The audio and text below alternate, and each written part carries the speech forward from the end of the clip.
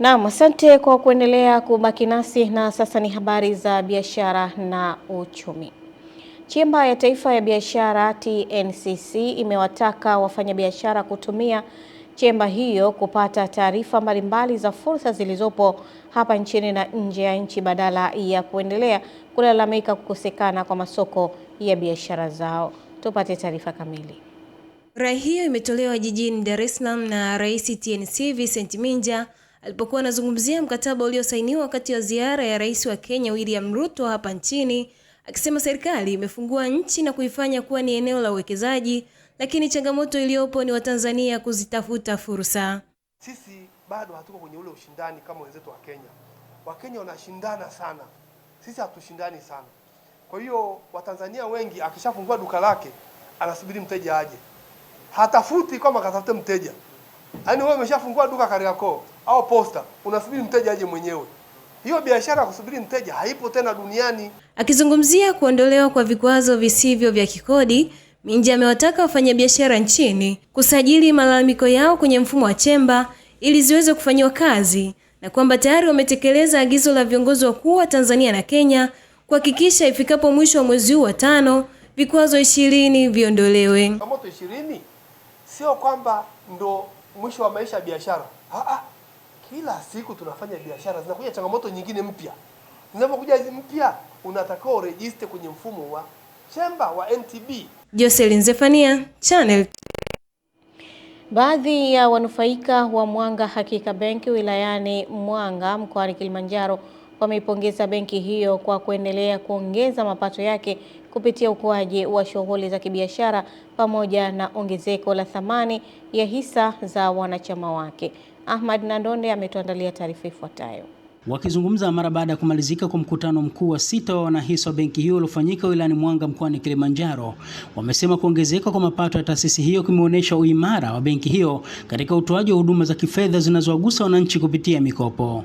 Tumekuwa tunapata mikopo mara kwa mara, kwa hiyo tunakidhi mahitaji yetu, sababu tutaendelea kununua hisa na kuweka akiba zetu ili tuweze kusaidia na watoto wetu za shule. Mwenyekiti wa bodi ya kurugenzi wa taasisi hiyo, Mhandisi Ridhwani Mringo, amewataka wanahisa kuchangamkia fursa ya ununuzi wa hisa ili waweze kunufaika zaidi, huku mkuu wa kitengo cha fedha Mwanga Hakika Benki Chomete Hussein akieleza ukuaji wa benki hiyo ulivyoweza kuleta tija kwa wananchi. Kama tulivyosema, hizo share ambazo zimetangazwa hapa, uza hata ng'ombe usiziache. Utakaposajili benki yetu utakuwa sasa na uhuru, share zitaletwa sokoni. Msimamizi mkuu wa taasisi ya fedha ambaye ni benki kuu amekuwa ni mchango mkubwa sana kwa mafanikio haya, kwa kutoa mwongozo, ushauri katika namba mbalimbali kusaidia benki kuhakikisha kwamba inaweza kukidhi matakwa yake ya uendeshaji wa kibenki. Wahimiza wanahisa muweze kuyafanyia kazi haya makubaliano ambayo umeingia leo, hasa ya kuongeza mtaji wenu. Nikiripoti kutoka hapa Mwanga mkoani Kilimanjaro, mimi ni Ahmad Nandonde, Channel 10. Mkoa wa Tanga unaingiza kiasi cha shilingi bilioni 15 kwa mwaka kupitia sekta ya maziwa, ambapo kwa sasa unaanzisha mpango wa afya moja wenye lengo la kuwawezesha wafugaji kuingiza bidhaa hiyo katika mnyororo wa thamani. Taarifa zaidi na Raya Kipingu.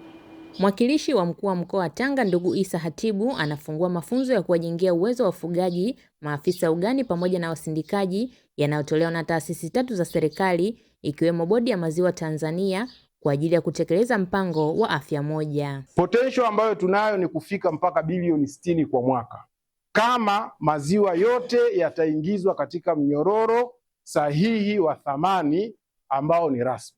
Unapokuwa kwenye banda lako tayari vile vitu vitatu, afya moja inakuwa imeshakamilika, kwa sababu binadamu anakuwepo, mnyama anakuwepo, mazingira yanakuwepo.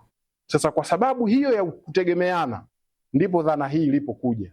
Kwa upande wake msajili wa Bodi ya Maziwa Tanzania Profesa George Msalia akabainisha mpango wa serikali katika kuongeza uzalishaji wa bidhaa hiyo sambamba na kujali afya za watumiaji. Tunapokuwa hatufuati taratibu, tunaathiri afya za walaji wetu, tunaathiri afya za wanyama wetu, lakini tunaathiri mazingira yetu kwa ufugaji ambao hauko salama. Ng'ombe unaweza kusikia tu wana mimba zinatoka, wanafanya hivi na wengine wanakufa na kadhalika na kadhalika, na sisi tukinywa maziwa yasiyochemshwa na sisi tunadumbukia kwenye shida kama hizo. Inaonekana kwa kweli maziwa jinsi tunavyoyatumia hatuyatumii katika utaratibu mzuri. Maziwa kama maziwa yanaweza kusababisha hata kuleta maradhi mbalimbali katika miili yetu. Mpango wa Afya Moja unatajwa kusaidia kuongeza uzalishaji pamoja na ubora wa maziwa. Kutoka Tanga, Raya Kipingu, Channel. Naam, asante sana Raya Kipingu kwa taarifa hiyo, na ndio mwisho wa habari za biashara na uchumi. Eden Bahati atakuwa hapa kwa ajili ya habari za michezo na burudani.